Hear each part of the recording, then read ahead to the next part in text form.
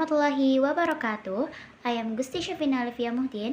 I want to teach you guys the lesson on grammar A dan I master the lesson. Jadi di sini saya akan menjelaskan tentang causative verb. Causative verb adalah kata kerja tertentu yang digunakan untuk meminta atau menyuruh seseorang untuk melakukan sesuatu. Causative verb mempunyai 3 kata kerja. Seperti yang sudah diketahui, causative verb mempunyai 3 macam kata kerja. Yang pertama adalah make, yang kedua adalah have, yang ketiga adalah get. Dan masing-masing dari ketiga kata kerja tersebut mempunyai bentuk present or future, past, verb ing, dan perfect.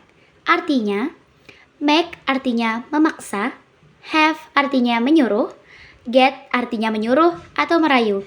Dan arti dari ketiga kata kerja ini khusus untuk causative verb, yang mana tidak bisa digunakan untuk kata kerja selain causative verb. Bentuk struktur causative verb terbagi menjadi 2, yaitu causative aktif dan causative pasif. Di causative aktif, kita menggunakan ketiga kata kerja yang sudah kita ketahui sebelumnya sebagai causative verb, yaitu make, have, dan get. Sedangkan di causative pasif, dia hanya menggunakan 2 kata kerja dari causative verb, yaitu have dan get. Dan beberapa arti causative verb sedikit berubah di causative pasif. Seperti have yang asal artinya adalah menyuruh, maka di causative pasif berubah arti menjadi menyuruh atau meminta. Dan get yang asal artinya menyuruh atau merayu, maka berubah arti menjadi menyuruh atau meminta. Lanjut menjelaskan tentang rumus struktur causative aktif. Yang pertama ada make. Rumus make adalah subject plus make plus object plus verb 1 plus object or adverb.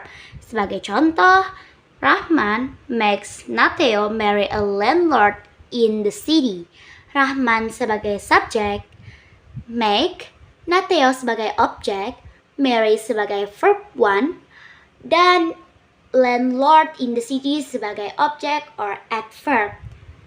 Lanjut yang kedua, have. Rumus dari have adalah subject plus have plus object plus verb 1 plus object or adverb. Contohnya adalah Kaya is having Ren to sleep with his new wife. Kaya sebagai subjek, is having adalah bentuk verb ing dari rumus have, dan kita hanya perlu memasukkan have ke dalam rumus present continuous. Ren sebagai objek, verb 1-nya adalah sleep, dan objek or adverb-nya adalah his new wife. Lalu yang ketiga, get. Rumus dari get adalah subject plus get plus object plus to infinitive plus verb 1 plus object or adverb. Yang membedakan dari get dari rumus-rumus sebelumnya adalah to infinitive.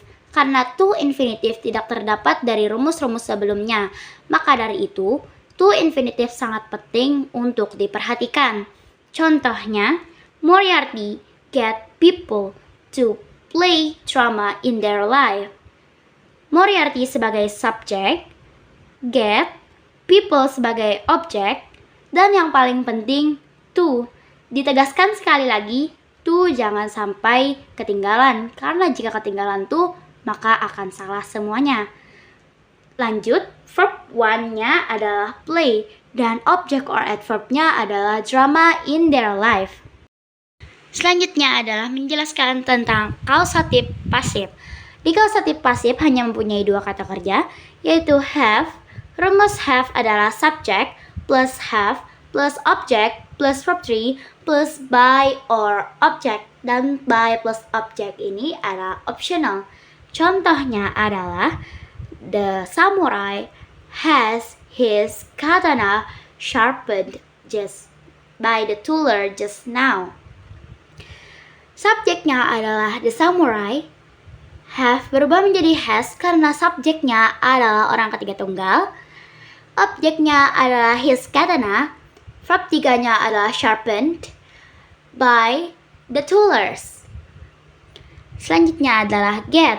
Rumus get adalah subject plus get plus object plus verb 3 plus by plus object. Dan diingatkan sekali lagi bahwa by plus object adalah optional. Jadi contohnya adalah I got the cake eaten by my friends just now. I sebagai subjek, got adalah bentuk past dari get, the cake sebagai objek, eaten sebagai verb 3, by my friends sebagai objek dan optional lainnya. Dan apa yang membuat causative verb mudah adalah karena di causative verb kita hanya perlu menambahkan semua rumus-rumus dasar yang sudah kita pelajari di grammar basic. Dan karena kita sudah mempelajari grammar basic, maka itu akan sangat mudah untuk mempelajari causative. Dan yang paling penting, ada sedikit catatan tentang causative verb yang pasif. Ada beberapa bentuk kata kerja yang memiliki bentuk struktur yang sama dan seperti causative verb. Akan tetapi bukan termasuk causative verb. Bentuk kata kerja itu ada dua, yaitu let yang artinya membiarkan dan help yang artinya menolong. Dan struktur kalimat dari kata kerja yang memiliki kesamaan struktur dengan causative verb adalah yang pertama adalah let, rumusnya subject plus let plus object plus verb 1 plus adverb dan or object. Yang kedua adalah help, rumusnya subject plus help plus object plus verb 1 or to infinitive plus verb 1 plus adverb or object. Di rumus help ada sedikit yang membuat kita terkecoh, yaitu verb or to infinitive plus verb. Sebenarnya ini hanya tentang menambahkan to infinitive atau tidak pada verbnya. Jadi jika kita ingin menambahkan to infinitive, maka kita bisa mengikuti rumus yang sebelah sini.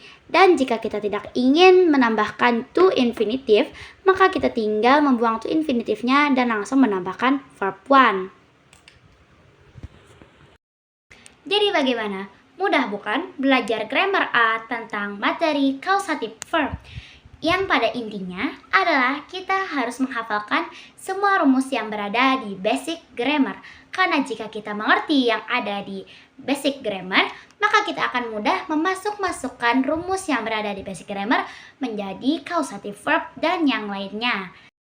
Cukup sekian yang bisa saya sampaikan tentang materi yang telah saya pelajari dari grammar A tentang causative verb.